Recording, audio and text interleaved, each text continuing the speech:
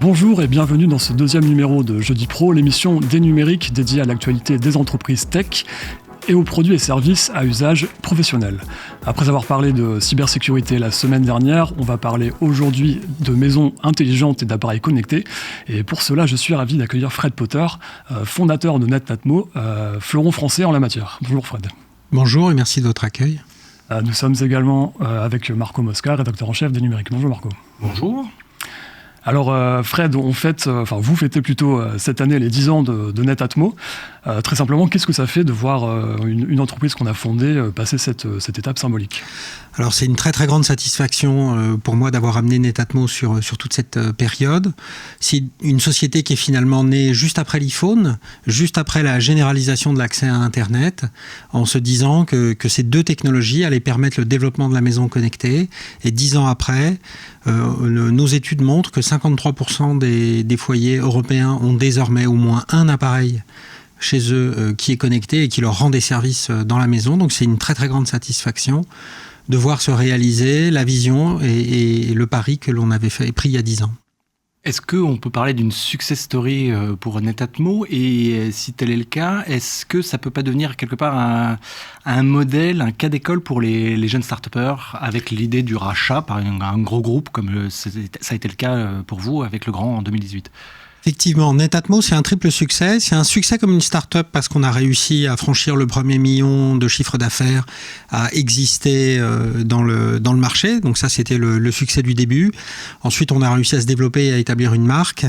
Et finalement, le troisième succès, c'est d'avoir réussi l'intégration, l'arrimage de Netatmo dans le groupe Legrand, donc une belle boîte du CAC 40, ce qui est aussi une étape très difficile pour beaucoup de startups et qui montre finalement la maturité des équipes, la qualité du groupe Legrand qui a su nous accueillir, et on a réussi à franchir sur cette décennie ce cycle complet, création, développement, intégration, donc c'est une très très grande satisfaction. Je vais rebondir du coup sur l'arrimage au grand groupe, parce que du coup, est-ce que c'est pas compliqué quand on est une start-up d'intégrer un gros groupe et avec les process qu'il peut y avoir dans un gros groupe tel que Le Grand, plus qui est pas forcément un modèle, c'était pas forcément un modèle des nouvelles technologies. Et du coup, est-ce que ça n'a pas freiné quelque part la créativité d'une start-up comme Netatmo ? Alors notre mission, c'est justement d'aider le groupe Legrand à s'implanter dans des nouvelles catégories. Et à réussir à développer des business que le groupe Legrand ne savait pas faire. Et pour ça, on a été soutenu d'abord par la direction générale, qui est venue dès le premier jour du rachat nous expliquer quelle était notre mission, c'était de continuer. Et donc pendant ces 3 années maintenant depuis le rachat, on a été continuellement soutenu dans notre mission. Et là encore, j'ai un rendez-vous trimestriel avec le PDG du groupe pour travailler sur les arbitrages et faire le suivi des affaires. Et la mission nous a été rappelée, on est là pour faire de nouvelles catégories, faire rentrer le groupe Legrand dans de nouvelles catégories de produits, et c'est ce qu'on fait. Alors justement, lors de votre rachat, si je ne me trompe pas, il y avait 1,3 million d'appareils Netatmo sur le marché.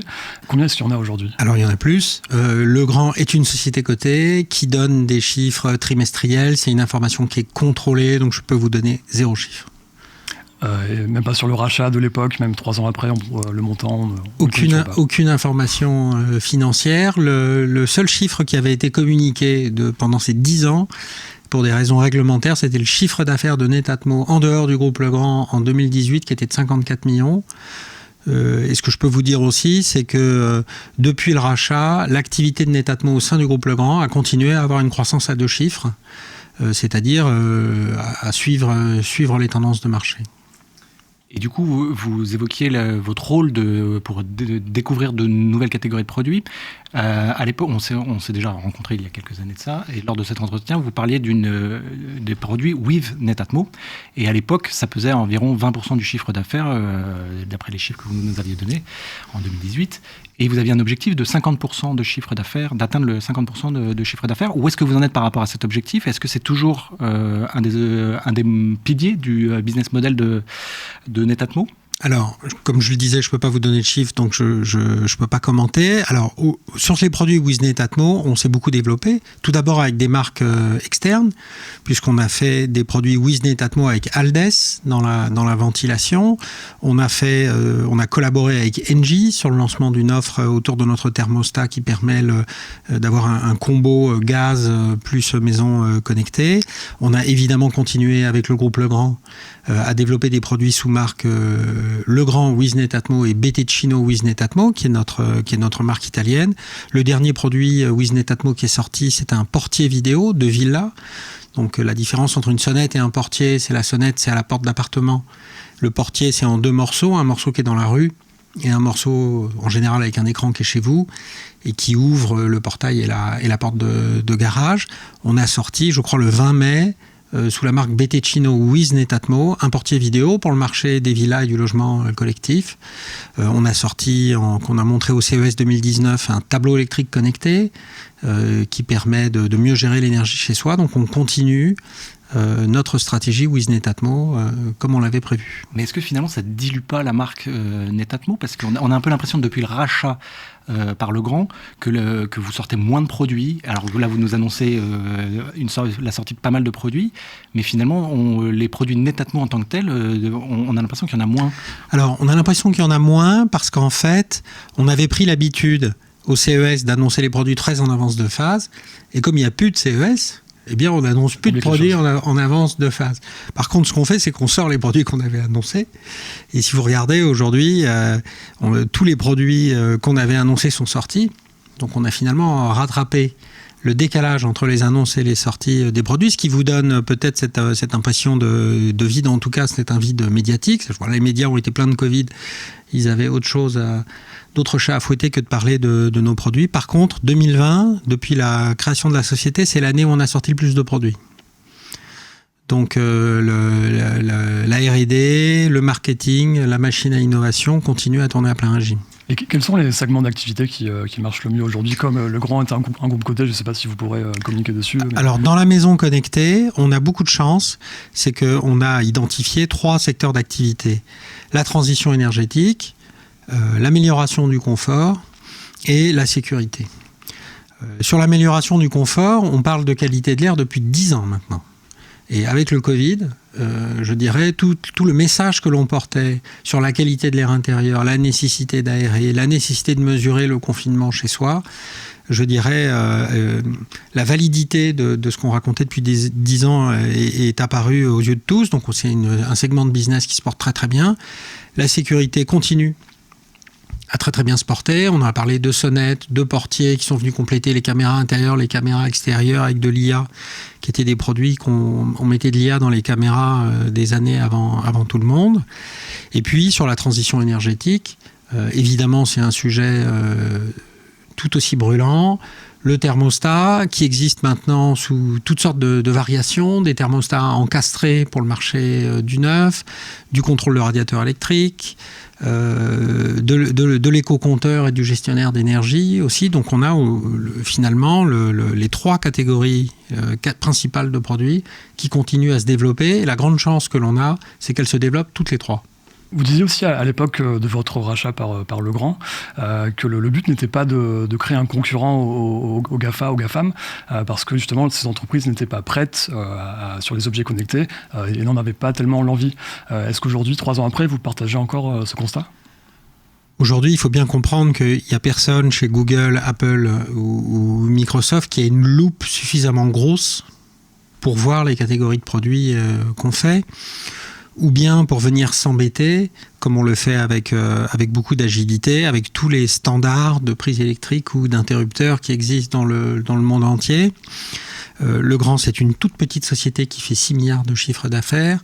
Apple fait 300 milliards de chiffre d'affaires. Et donc on est finalement sur des sujets qui sont pour eux subalternes et dans lesquels ils sont très contents de trouver des gens comme nous qui sommes des spécialistes du secteur, qui avons des réseaux de distribution spécialisés à destination des électriciens, des plombiers, qui sommes bien implantés dans les grandes surfaces de bricolage pour venir aider à la diffusion des technologies numériques au sein de l'habitat en faisant tous les produits et tous les accessoires dont les maisons ont besoin pour pouvoir assurer à leurs utilisateurs plus de confort, plus d'efficacité énergétique et plus de sécurité. Et donc l'analyse a toujours été qu'on était dans une complémentarité. Il y a eu effectivement, j'ai envie de dire, l'aventure Nest, avec le rachat par Google de Nest, et on a vu comment tout ceci avait évolué.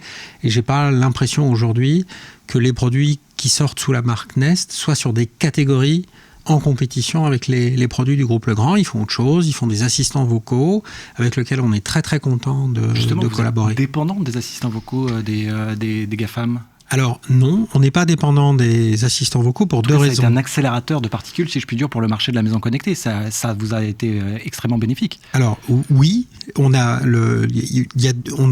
apprécie beaucoup les assistants vocaux parce que c'est énormément de marketing qui a été fait grand public pour expliquer les bénéfices de la maison connectée, donc ça a été un accélérateur du business. Non, on n'en est pas dépendant pour deux raisons.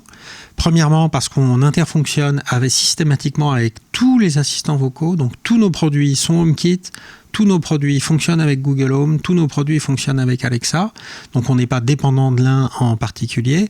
Et deuxièmement, parce que tous nos produits fonctionnent sans aucun assistant vocal. Si vous ne souhaitez pas avoir un micro chez vous et que vous voulez contrôler votre chauffage, vous pouvez installer un produit Netatmo et avoir une verticale de fonctionnement sans aucun partage de données avec les GAFAM. Donc oui, c'est une excellente chose pour nous, on est très heureux. Non, on n'en est pas dépendant. On a vu récemment que Amazon, Google et Apple sont alliés pour soutenir le protocole Fred. Matter. Pardon, ouais. Matter. Qui a créé le protocole Fred, si je ne me trompe pas. Non, mais Matter, c'est une couche applicative qui fonctionne au-dessus de Thread, qui fonctionne au-dessus de Wi-Fi, ou qui fonctionne au-dessus d'Ethernet.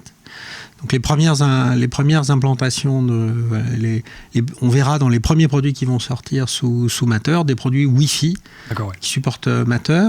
Alors pour la petite histoire, Legrand préside la Zigbee Alliance, donc on est président du groupe de standardisation qui a accueilli ça. Les équipes de Netatmo participent à la définition du standard, donc on est actif là-dedans depuis maintenant 18 mois. Et pour nous, c'est une grande opportunité en créant un bus terrain, finalement, qui est un peu un vieux rêve de l'industrie du bâtiment, de définir un standard d'interfonctionnement pour que quand on développe un nouveau produit, plutôt que de faire 3 fois le travail, une fois avec HomeKit, une fois avec Google Home, une fois avec Amazon Alexa, de ne le faire qu'une seule fois avec Matter, d'aller chercher une certification et ensuite, avec un label clair, aller expliquer aux consommateurs que l'interfonctionnement est là. Donc c'est une excellente chose, comme tous les standards dans nos industries, et qui montre bien la complémentarité des différents acteurs entre ceux qui viennent du bâtiment et qui équipent les maisons et ceux qui finalement, comme Apple, Google ou Amazon, équipent les gens. Vous évoquiez l'importance de l'industrie de la construction immobilière et justement, quand on s'était parlé il y a quelques années déjà, vous évoquiez la difficulté d'être dans le panier de l'électricien le matin qui va installer des interrupteurs dans les nouveaux bâtiments. Où est-ce que vous en êtes par rapport à ça ? Est-ce que ça y est, cette industrie a pris le pli de la maison connectée telle que vous l'imaginez ? Oui, les électriciens ont pris le pli. Pour 3 raisons principales. On va dire le retour du consommateur, donc le feedback client, c'est-à-dire qu'ils ont croisé à de multiples reprises sur des chantiers des clients qui utilisaient ces produits, qui les demandaient, ils en ont installé le premier, ça s'est bien passé, ils n'ont jamais été rappelés, donc finalement ils ont, on va dire, vaincu les craintes qu'ils pouvaient avoir dans un premier temps. Deuxièmement, le renouvellement générationnel, qui amène dans les métiers de la construction aussi des électriciens plus jeunes, mieux formés, qui veulent se distinguer finalement des anciens en apportant aux clients une valeur ajoutée supplémentaire. Et troisièmement, avec l'excellent travail qu'a fait la distribution, à la fois la distribution professionnelle, Rexel, Sonepar, CGED, etc., dans la mise en avant en agence, la formation des électriciens et de tous les professionnels du bâtiment, et puis les grandes surfaces de bricolage, Leroy Merlin en tête, qui a vraiment, on va dire, mis en scène dans ses magasins la maison connectée de manière tout à fait convaincante, et qui, vous avez quelqu'un qui a son thermostat qui est en panne, qui rentre dans un Leroy Merlin pour acheter dans son idée un Bilam électromécanique à 9 €, et qui va repartir avec un thermostat Netatmo à 179 €, qui va être très très content quand il arrive chez lui, parce qu'il a croisé un vendeur formé dans un magasin qui mettait bien en scène le produit. Donc ça a mis un temps fou, effectivement, et quand on est un entrepreneur, on est parfois frustré de le faire. La marque Legrand a beaucoup aidé, parce que c'est une marque qui depuis très longtemps sert de manière très professionnelle la filière, mais on y est arrivé, c'était l'un des enjeux du rachat, et c'est un grand succès. Le groupe Legrand, justement, si je ne me trompe pas, en 2022, visait 1 milliard d'euros de chiffre d'affaires issu des objets connectés. Où ça en est aujourd'hui? Est-ce que cet objectif sera Alors ça a été annoncé récemment, je ne me souviens plus du chiffre de tête, je crois que c'est entre 8 et 900 millions, mais il faut vérifier dans le prospectus, dans ce qu'on appelle le programme Elliott, c'est-à-dire tout le connecté. Là-dedans, il y a la maison connectée, mais il y a aussi le bâtiment tertiaire connecté. On a d'énormes business de gestion des éclairages des bâtiments tertiaires aux États-Unis, et c'est les data centers, parce que vous parliez des GAFAM tout à l'heure, les GAFAM sont tous nos clients, puisque aujourd'hui 10% du chiffre d'affaires du groupe Legrand est réalisé à vendre aux grands opérateurs de data centers, des bus bars, des onduleurs, des baies 19 pouces, des systèmes de distribution d'énergie ou de refroidissement dans leurs data centers, donc c'est des gens qu'on connaît par ailleurs très très bien. Dernière question, est-ce que faire du hardware, c'est toujours aussi brutal? C'était une phrase que vous nous aviez dite il y a quelques années déjà, et surtout en période de crise sanitaire mondiale comme on la traverse actuellement. Faire du hardware, c'est extrêmement difficile. J'avais utilisé le terme brutal, je pense toujours le cas. L'exigence de qualité du consommateur, on le voit, les difficultés logistiques amont, toute cette matière qu'on doit mettre en forme, injecter, plier, voilà, la matière est rebelle. Ça reste des métiers extraordinairement difficiles, ce qui explique le très faible nombre de startups qui ont réussi dans les objets connectés, puisque si on fait sur cette période de 10 ans la liste de tous ceux qui étaient au départ et de ceux qui sont arrivés, il y en a très très peu. Vous êtes un survivant de la French Tech? Alors non, la French Tech se porte très très bien, parce qu'il y a beaucoup de boîtes qui font du B2B SaaS qui se portent très bien, ou du B2C SaaS comme Doctolib, voilà, grand succès de la French Tech. Dans le hardware, on est un peu moins nombreux à avoir survécu à tout ça. Merci Fred, merci Marco, merci. Et merci Karl pour la réalisation. Et à jeudi prochain du coup. Merci.